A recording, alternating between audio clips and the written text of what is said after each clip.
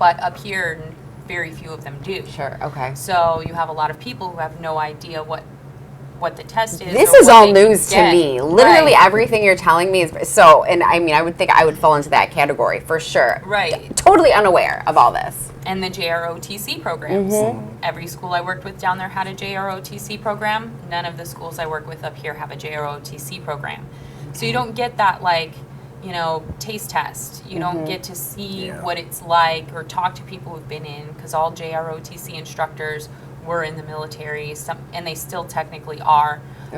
So they have a lot of information that they can give their students, or even just other students who are interested in finding that out. So not having that up here makes it a little harder to reach out to people, because you're bringing them completely new information. Yeah. As opposed to being like, okay, you're familiar with this, you're familiar with that, we're going to build on that information. So yeah, that's crazy. I was kind of curious. I know in law enforcement, the mentality of that officer is important. So when they first bring someone on to hire someone, they have to go to a mental evaluation to kind of see, you know, where the thought process is, why are they really joining. Is there something similar to that in the military? Like, for example, let's say you have this kid graduating high school and literally walks in, I want to join the military because I want to kill people. I just want to go shoot. You know, you know what I mean? Is there, like... I haven't had anybody come in saying that, but I can understand where people would be a little concerned. That's probably an exaggeration. Hopefully no one does Hopefully no one says it. Yeah, I would be like, oh, really? You're in the wrong office. It goes forward. I'm gonna kick you out.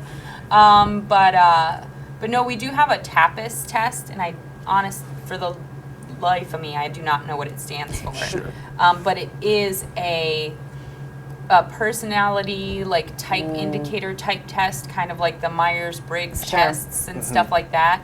And it basically sort of breaks people down into categories.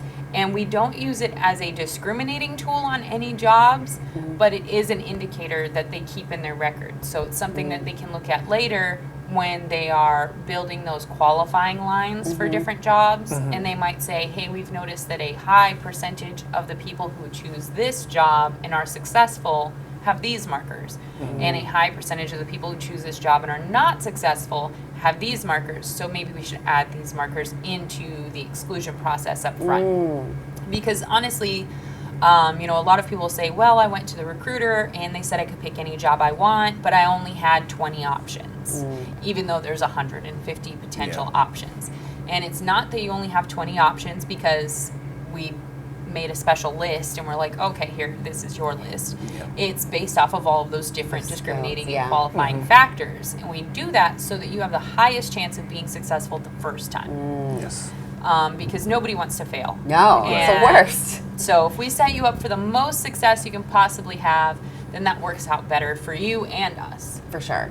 So when it comes to, like, physical fitness, do you, I know boot camp is super rigorous, and then I'm sure being active is super rigorous, but as far as later on in your career, do you have to keep up physical, like, mile markers or stay in shape? So we do have to take physical tests twice a year at a minimum. Some places will do it more often depending on what their career field is. Some places you can't do it any less than that, though. So it's going to be just the 2 at a minimum.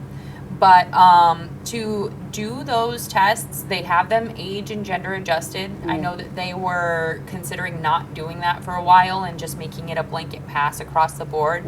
But what they were finding is, regardless of how, you know, old you are, how young you are, what gender you are, we're all going to have different physiological, you know, differences. Some people are going to be a lot heavier on the lower half of their body than the top, so upper body exercises are going to be more difficult for that person, and vice versa. So they did add back in the age and gender adjustments, and because those are there, as long as you are generally fit, you will be fine.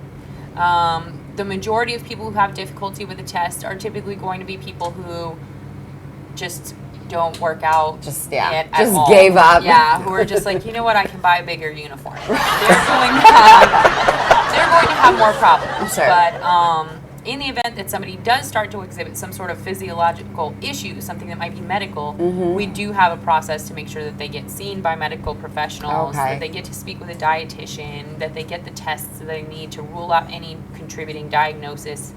And if any of those things do exist, making sure that they get treatment for those so that they can be back to, fit that's shape. awesome. So it's not just, Yeah, you they gain don't just- 25 pounds, you're out. Right. Cool. Like there are multiple chances. It's the will and skill thing. We're going to train you and train you and train you to determine whether or not we can improve that skill factor. It's the same thing with everything else. If it's fitness, we're going to train you, we're going to evaluate, we're going to find every possible cause, and then we're going to go forward from there. And then it's up to you. Sounds reasonable. Wow. You make me feel old because, wow, the military's changed big time. In a positive way, though. In a very positive way. Yeah. I wish we had more time. I know, this is so interesting. I know nothing about the military, like in general, so all this is wonderful new information. I'd like to close out with my last question. If someone is seriously thinking about getting into the military, what advice or direction would you give them? And then the second part of that question is for anyone who's in your area, how would they be able to reach you or even an office in their town, to actually sit down with a recruiter and have that conversation? So if you're thinking about joining, you're not sure where to start, I honestly recommend just go speak with a recruiter. And the thing about it is, you'll see things on YouTube or whatever that say, oh, all the recruiters are just going to tell you sweet nothings and get you to sign that contract. You don't have to sign. Right. You don't have to go any further into the process than you want to. It's completely volunteer military. So if I go to a recruiter and I don't like what they're saying, but I'm still interested in hearing more, I'll go to another one and you can get some more information. Plus, we have the internet. Everything is on the internet. Not everything is accurate, but if you go to goarmy.com for the Army in particular, they have all sorts of information on there about every single job that's potentially available, how long the training is, what kind of civilian certifications it's eligible for, how many college credits you get. Like it's immense, the amount of information that's tucked away in that site. So I recommend anybody who's considering the Army or just trying to do the compare and contrast, go to the branch's official website and check out that baseline information. Because there are differences between each branch and how you can join. So, like I said, depending on what your path is, what your goal is, one of those branches might automatically disqualify itself before you ever talk to the recruiter. Sure. And one might be, a tie for first, and so then you've got to weed those out for yourself. So if you go to their official website, that would be the best way. And then if you're trying to reach a recruiter in your area and you aren't in the Palatine, Schaumburg area or the northwest suburbs, that's where our station is in Palatine, go to the Army website and there is a contact us. And all you put in there is your first name, your last name, your date of birth, your zip code, and phone number, email, so that you can be contacted. Okay. And I know for the Army, we have a whole theater room. It's tiered seating, full of people with desks, whose sole job it is to call, email, and text those people so that they can get them to a recruiter. That's awesome. So there are resources. Yes, and it's very easy to get in contact with a recruiter. If you don't want to put your name on the list, though, then if you're in this area, our office is at 325 East Dundee Road, and you can stop in there. I do not have my phone number memorized. But I can give you that and maybe put it up somewhere. Oh, absolutely. But yeah, you can call, you can stop by. We're there every day, Monday to Friday, 9 to 5. And next door to us, we have the Marines.